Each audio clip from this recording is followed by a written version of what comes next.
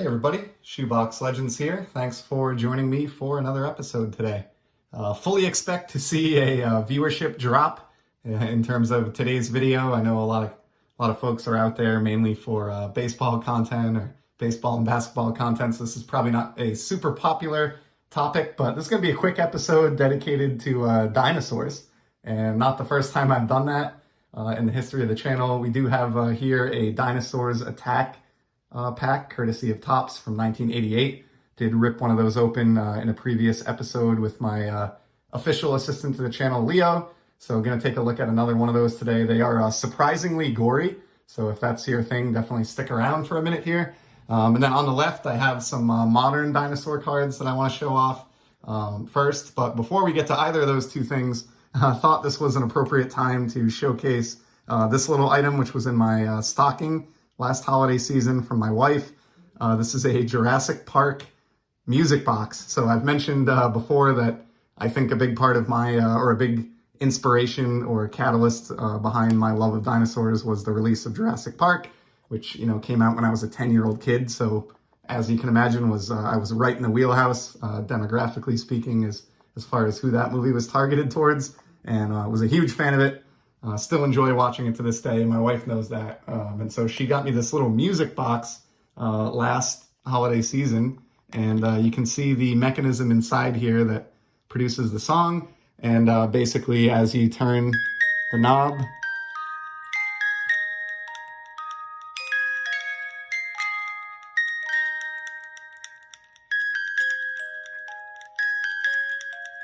so yeah, pretty funny. I just thought that was like a cool little gift and tie-in to today's episode. So let's get to it here with the cards.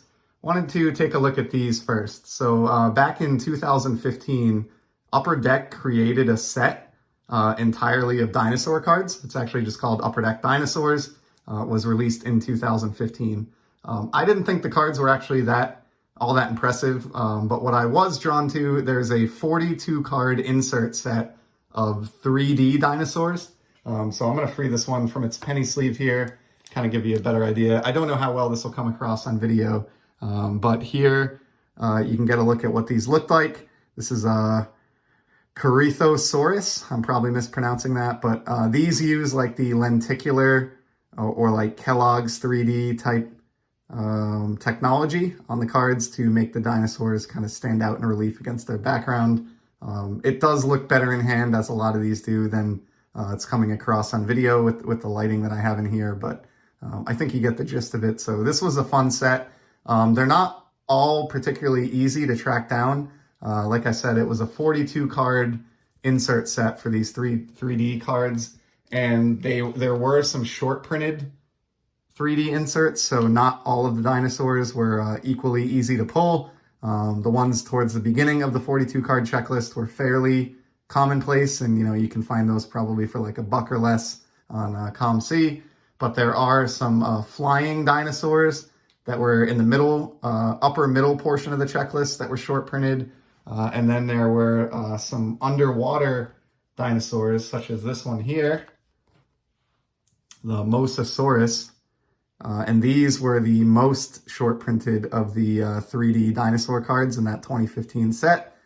And easy to identify because, again, they were the aquatic animals. If we take a look at the back here, in fact, this is card number 37. So towards the upper end of the checklist. And I may have that backwards. It may be that the flying dinosaurs were the rarest and the underwater were the second rarest. But suffice it to say, the land animals were the easiest to pull, and the underwater or flying dinosaurs were all short printed. So I've been casually working away at this 42 card insert set over the years here. This one I grabbed just 4 or 5 here from my ComC to be processed box, just to include in today's video. And you can kind of get an idea if you look at the scales on the back of this Stegosaurus. As I shift it around, it does have like that Sportflix or Kellogg's type technology to it. So pretty cool. And last one I have there is the Brachiosaurus. And just neat backgrounds. You can see the volcano shifting there as I move this one. So yeah, really, really obscure. I know dinosaur cards aren't for everyone, but I'm working on that. I think it'll be a fun looking set. when I get it all assembled and sort of into a Z folio. So that will be fun to look at. And just to close this one out, as we cross the 5-minute mark here, let's take another look at this Dinosaurs Attack product from Topps. Talked about this the last time I did a rip with Leo, that this is inspired by the Mars Attack set that came out in the early 60s. And this is essentially the dinosaur version of that. So it's humans versus dinosaurs, so to speak. And right out of the gate, we've got, interestingly enough, the exact same sticker that I got in my first pack. And the gum has done some damage here, as it did the first time around. This is only slightly moldy, but that's enough for me not to ingest it. So I'm just going to lay that to the side and forego trying the gum. So we've got a Tracheon sticker here. I think I read online after I opened my last pack of this that this is the only sticker that doesn't depict a human being harmed by a dinosaur. In this case, it's a street light. So it's a little bit disappointing that I got the same sticker in the only 2 packs I've opened, but do have some other packs of this on the shelf. So hopefully I'll see some others down the road. And then we get into this just crazy artwork that is very, very gory by Topps standards. I would be surprised if they would get away with or attempt a set of this nature today in the 21st century, but they went for it in 1988. So obviously here you have the army or the military fighting against the dinosaurs and about to retreat. And the most insane part of this one is the guy who's been impaled in the chest by the Triceratops there. And then another guy's getting squished on the ground by the Triceratops. So pretty interesting. The backs of these are all a little bit different. This one gives sort of a mock dispatch from the U.S. Army. So they do have creative backs. I love how this one ends with "Praying for a Miracle, Mitchell Stevens, Lieutenant Colonel in the U.S. Army." So pretty creative. Definitely not cards that are for everyone, but I find them interesting. Here's a Time Scanner Disaster. I'm really unclear on the plot here. I got a card in the first pack that looked very similar to this, but it was like a giant hand protruding from a wall. In this case, it seems to be a set of eyes. I think the premise is that scientists made some kind of a mistake that allowed dinosaurs to travel through time and come through the wall and wreak havoc, maybe. I don't know. Next up, we have a dinosaur that's doing some good thinking here. I would say this is a dinosaur that is working smart instead of working hard. So he has come to the conclusion, he or she, I guess, that, rather than chasing people through the streets, I'll just stand at the end of this roller coaster and let them kind of spill off into my jaws. So that's a dinosaur with some gusto and some ability to problem solve right there. So I really like that one. Next up, okay, this is awesome. As a sports card fan, I guess if he stuck around this long, 8 minutes into the video, at least he did get to see something baseball related.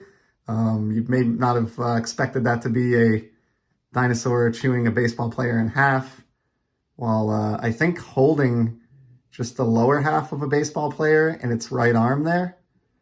Another guy has comically thrown a bat at the dinosaur's knee, as though that would make a difference. I think that's only going to anger this dinosaur further. And I'm just noticing now that in his left hand is the top half of the baseball player whose lower half is in his right hand.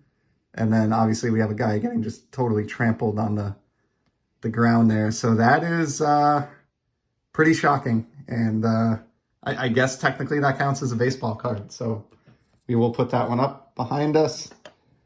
And I am incredibly glad that I did not open this pack in a Rippin' with Leo episode, because this likely would have scarred him, or I think it would be a lot more difficult to get him to participate in any future pack openings had he had to bear witness to this card. So that is, yikes, crushing a canine. And for added effect, they put a young girl, presuming it's the dog's owner, just aghast in the background watching her precious pet get squashed by a dinosaur. So that is pretty brutal. I don't think the folks at PETA would get behind this one, but it is an illustration at the end of the day. So yeah, kind of a weird way to end that, but yeah, there you have it.